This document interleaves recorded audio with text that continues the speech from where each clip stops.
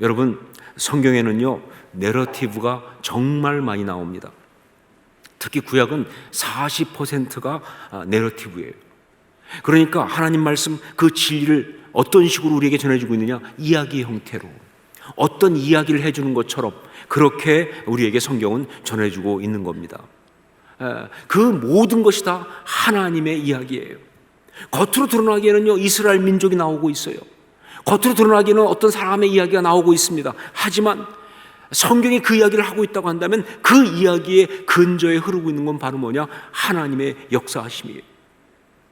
그러니까 성경에 나오는 모든 내러티브들은 다 뭐예요? 궁극적으로는 하나님의 이야기이다 하는 것이죠.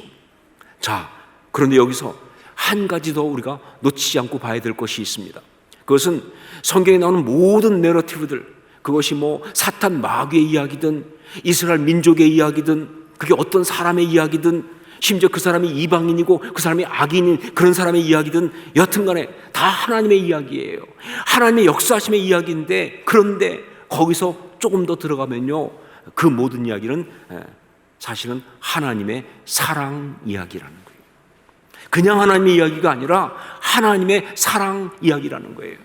예, 그렇습니다. 성경에 나오는 모든 내러티브는요 궁극적으로 하나님의 사랑하심의 이야기예요. 이게 정말 중요한 포인트입니다. 이것이 바로 성경이 이 모든 말씀을 기록하고 있는 가장 중요한 핵심 포인트예요. 하나님의 사랑 이야기라는 것. 자, 지난주에 제가 여러분에게 숙제를 하나 내드렸습니다. 기억하세요? 숙제를 내드렸어요. 창세기 3장에 두드러지게 나타나고 있는 세 가지 사실 가운데 세 번째 것을 찾아오라고 그렇게 말씀드렸어요. 예, 창세기 3장에는요 세 가지 사실이 나오죠. 첫 번째 사실이 바로 뭐냐? 사탄의 간교함이에요. 이게 쫙 드러나고 있어요. 사탄이 얼마나 간교한지. 그리고 두 번째는 뭐냐? 인간의 한계성입니다. 인간이 얼마나 한계적 존재냐, 인간의 한계성에 대해서. 자, 그리고 세 번째 건 뭡니까? 이걸 제가 숙제를 내드렸죠. 세 번째 것을 찾아라. 세 번째 것은 뭐냐? 그렇습니다. 그건 바로 지금 우리가 말한 하나님의 사랑이에요. 네, 성경에 나오는 모든 내러티브들의 궁극적 이유이고 가장 중요한 진리인 그 하나님의 사랑, 이것이 바로 이 창세기 3장에 나오는 세 번째 중요한 사실이에요. 언뜻 볼 때는 안 보이죠. 왜냐하면요 창세기 3장이 워낙 안타까운 장이거든요. 거기 보면요 그냥 막 이 뱀의 간교함이, 사탄의 간교함이 너무 처음부터 막 드러나게 나타나고 있고 말이죠. 그 다음에 또 거기에 넘어가는 인간의 그 어리석음, 그 한계성, 그 안타까움이 진짜 그 막 그냥 거기에 넘어가가지고 말이죠 그걸 막 따먹고 있는, 그러고 있는 인간의 그 정말 안타까운 이야기가 너무 많이 나오다 보니까 거기에 하나님의 사랑이 어디 있어 싶은 그런 생각이 들 정도예요. 근데 여러분 그렇지 않습니다. 창세기 3장 이걸 잘 보면요, 아니요, 하나님의 사랑이 사실요 굉장히 강하게 나오고 있어요. 아니 강하게 나온 정도가 아니라 꽉 차 있어요 사실은요. 그리고 성경은 바로 그걸 강조하려고 이 창세기 3장을 쓰고 있는 거예요.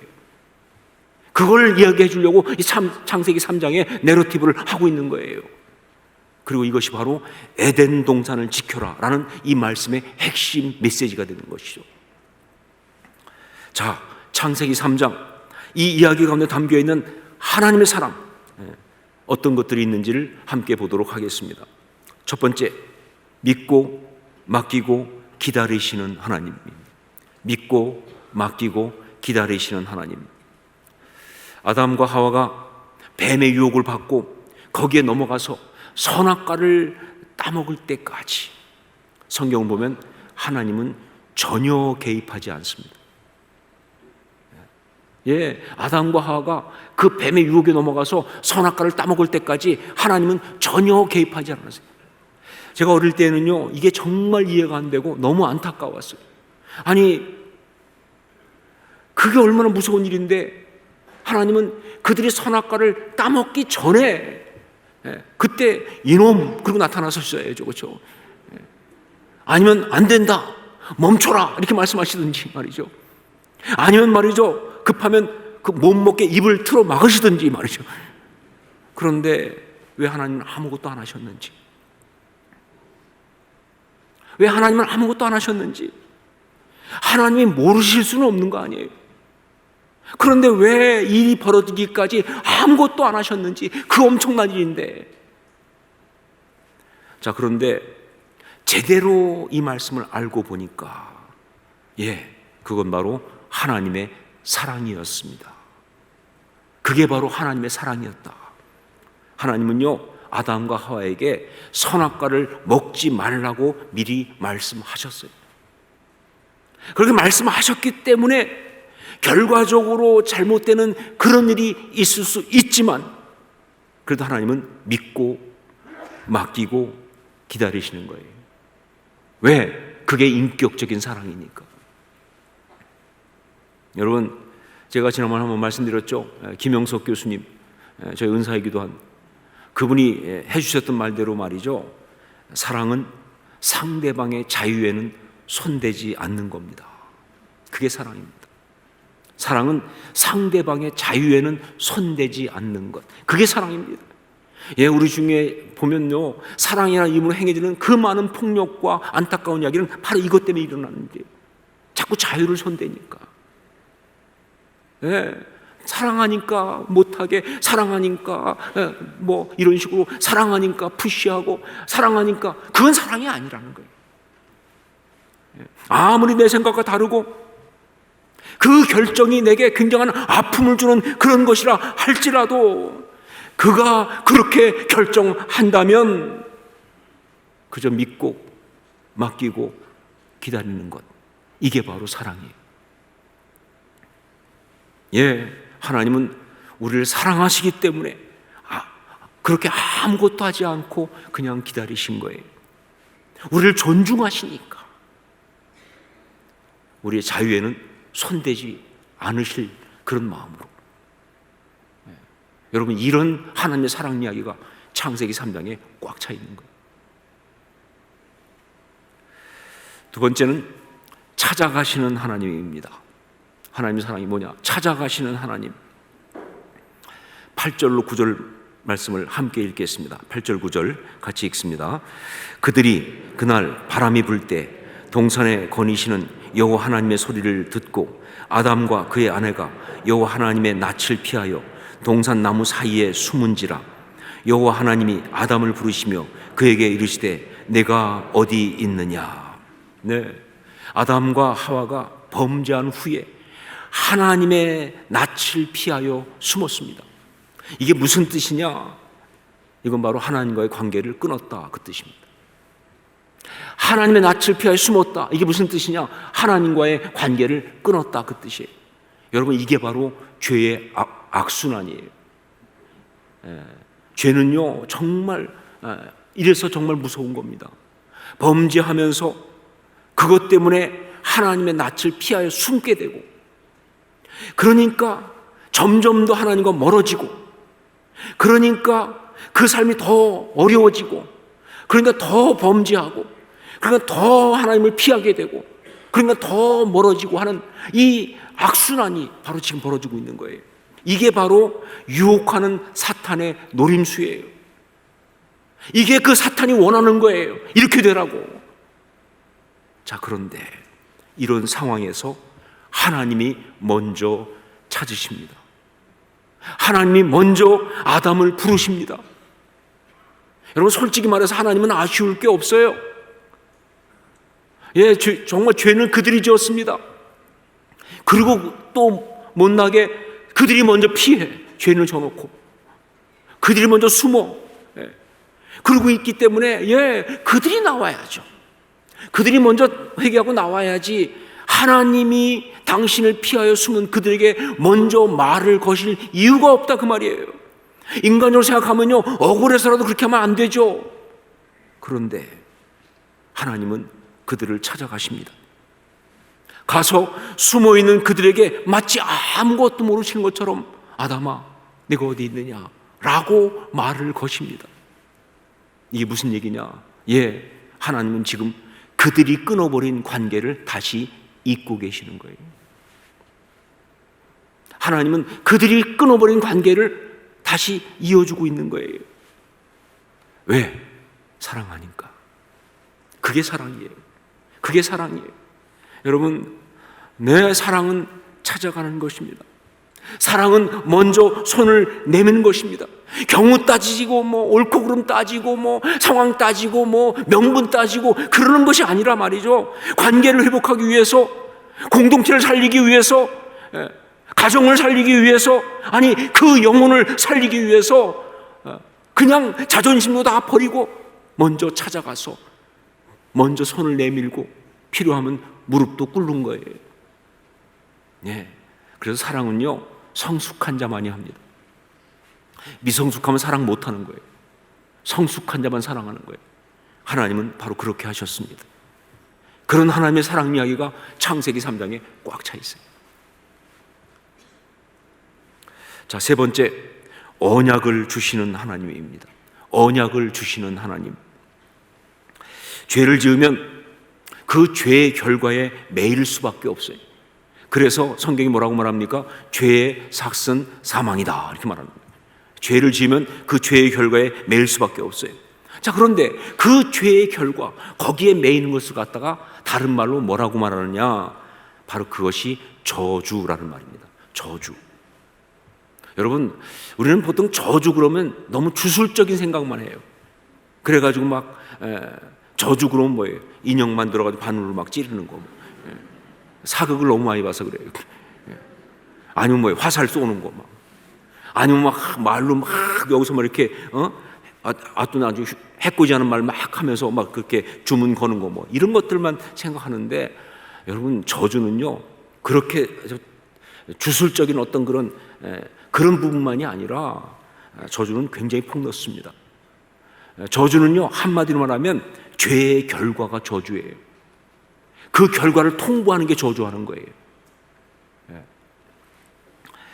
그래서 창세기 3장 여기 말씀해 보면요, 인간이 범죄한 다음에 하나님이 저주를 말씀하세요. 하나님이 사람들 저주하려고 그런 게 아니라 범죄한 결과를 통보해 줘야 하니까 하나님이 저주의 말씀을 하는 것이 나옵니다. 자, 그런데 여기서 우리가 봐야 될 게 있어요. 뭐냐? 이 저주라는 말, 이걸 좀 더 깊이 볼 필요가 있는데, 이 저주란 말은요 히브리어로 아라르라는 말입니다. 아라르. 그런데 이 아라르라고 하는 말은요 기본 의미가 뭐냐? 묵다, 제지하다, 그런 뜻이에요. 그런데 묵다, 제지하다 이 말로부터 나온 저주라고 할 때 사용되는 정말 중요한 의미는 뭐냐? 그래서 관계가 단절되는 것, 그게 아라르입니다. 그러니까 멀어지도록, 가까이 할 수 없도록, 분리되도록 묶어버리는 거예요. 단절, 제지하는 거예요. 금지시키는 거예요. 울타리를 치는 거예요. 그래서 관계를 끊어버리는 거예요. 그게 바로 아라르예요. 그게 바로 저주입니다. 그렇습니다. 저주는요 다른 것이 저주가 아니라 행복해야 할 관계가, 아니 행복하려면 반드시 좋아야 할 그 관계가 다 단절되고 다 끊어져 버리고, 그래서 고통스럽게 살아가는 거, 그게 저주예요. 여러분, 그래서 죄를 지으면요 관계가 단절될 수밖에 없어요. 성경이 그거 말하지 않습니까? 그래서 여러분, 에덴 동산에서 일어난 이 안타까운 이야기는요, 바로 그 얘기죠. 하나님께 범죄함으로 하나님과의 관계가 단절되면서 그 결과 사람과 사람 사이의 관계가 다 단절되고, 그래서 사람과 자연과의 관계까지 다 파괴되는 바로 그런 관계 단절의 안타까운 이야기가 바로 창세기 3장의 에덴 동산의 이야기죠. 자, 그런데 이렇게 인간이 범죄했기 때문에 그 결과인 저주를 말씀하시면서 하나님은요 그 말씀 속에다가 아주 놀라운 어떤 것을 집어넣으십니다. 이걸 우리가 또 봐야 돼요. 뭐냐? 하나님은 저주를 말씀하시며 동시에 거기에 언약을 주고 계시다 하는 것입니다. 우리 15절 말씀을 함께 읽겠습니다. 15절 같이 읽습니다. 내가 너로 여자와 원수가 되게 하고 내 후손도 여자의 후손과 원수가 되게 하리니 여자의 후손은 내 머리를 상하게 할 것이요 너는 그의 발꿈치를 상하게 할 것이니라 하시고. 이건 분명 뱀을 향한 저주의 말씀인데 그 가운데 어떤 말씀을 하시느냐? 여자의 후손은 내 머리를 상하게 할 것이요. 여자의 후손은 내 머리를 상하게 할 것이요. 여러분, 이거는요 어떻게 봐도 예수 그리스도의 십자가의 역사입니다. 예, 이건 어떻게 봐도 예수 그리스도께서 십자가에서 행하신 그 역사를 말하고 있는 거예요. 예, 그러니까 이것은요 뱀을 향한 저주이며 동시에 그 말씀 속에는요 당신의 사람을 향한 언약이 들어가 있는 말씀입니다. 당시 사람을 향한 언약을 주는 그런 말씀이 같이 들어가 있는 거예요. 자, 이런 언약을 주시는 하나님의 그 모습, 그 사랑, 이것이 아주 잘 드러난 것이 그 다음에 문득 나오는 가죽옷을 지어 입히시는 이야기입니다. 가죽옷을 지어 입히시는 이야기. 우리 21절 말씀을 함께 읽겠습니다. 21절 함께 읽습니다. 여호와 하나님이 아담과 그의 아내를 위하여 가죽옷을 지어 입히시니라. 예, 이건 정말 우리 하나님의 사랑 이야기죠. 보세요. 아담과 하와가 하나님을 거역하고 하나님 말씀을 거역하고 스스로 하나님처럼 되겠다고 하는 그 유혹을 받아들여서 그래서 선악과를 따먹었잖아요. 그래서 정말 눈이 밝아졌어요. 그런데 눈이 밝아진 결과 하나님처럼 된 것이 아니라 자신들이 벌거벗었음을 발견하면서, 그러면서 말이죠, 정말 너무 부끄러우니까, 그러니까 어떻게 했느냐, 무화과 나무 잎을 엮어서 치마를 만들어 입은 거예요. 이런 걸 보고 뭐라고 그래요? 임시방편, 이렇게 말하는 거예요. 예, 그건 못 가려요. 미안하지만 그 수치, 그 부끄러움 못 가립니다. 그건 절대로 진짜로 가릴 수 있는 게 아니죠. 어떤 분은 이런 식으로 말하더라고요. 그 무화과 나무 잎으로 만든 치마, 그게 당장 볼 때는 좀 가려질지 모르겠지만, 그러나 조금 지나면 어떻게 되느냐, 무화과 나무 이파리가 돌돌 말린다. 이게 돌돌 말려가지고 그래가지고 가릴 수가 없어요. 근데 더 문제는 뭐냐, 그 다음에 거기서 끝이 아니죠. 조금 더 있으면 이게 다 말라서 부서져 버리는 거예요. 그게 인간들이 스스로 행하는 모든 종류의 자기의 부끄러움을 가리겠다는 행위의 본질이에요. 못 가립니다. 가릴 수 없습니다. 할수록 더 비참해져요. 실패할 수밖에 없어요. 자, 그런데 하나님은 그런 그들의 모습을 보면서, 제가 하나님 같았으면 쌤통이다 이렇게 할 건데, 이것들 말이죠, 지멋대로 해본다고 하더니 지들이 어떻게 할 수 있을 것처럼 하더니 정말 쌤통이다, 잘됐다 막 이렇게 말할 것 같은데, 그런데 성경에 보니까 하나님은 성경 정확히 말하면 아담과 그의 아내를 위하여 가죽옷을 지어 입히시니라. 그들을 위하여 가죽옷을 지어 입히셨다는 거예요. 이게 사랑이죠. 사랑은 복수하지 않습니다. 사랑은 책임 전가하지 않습니다. 사랑은 정죄하고 비난하지 않습니다. 사랑은 부둥켜 안는 거죠. 이유 없이 돕는 거죠. 이게 하나님 마음이에요. 자, 그런데 이 가죽옷, 여기엔 사실은 굉장히 중요한 의미가 있습니다. 하나님이 가죽옷을 지어 입혔다는 것, 이건요 단지 그냥 무화과 잎으로 만든 그 치마, 그거 허접한 그 치마하고는 비교가 안 되는 질 좋은 옷을 입혔다는 정도가 아니에요. 그게 하나님의 사랑을 얘기하는 게 아니에요. 훨씬 더 기가 막힌 이야기가 들어가 있죠. 많은 성경학자들이 말합니다. 가죽옷은, 그 가죽옷을 만들려면 하나의 생명이 죽어야 한다라고. 가죽옷을 만들려면 하나의 생명이 죽어야 하는 거예요. 하나님은 아담과 하와의 그 부끄러움, 그들이 잘못한 것 때문에 드러난 거지만 그 부끄러움을 가려주시려고 하나의 생명을 죽이고 가죽옷을 만들어서 그들에게 입히셨다. 이건 굉장히 중요한 영적 의미를 가지고 있잖아요.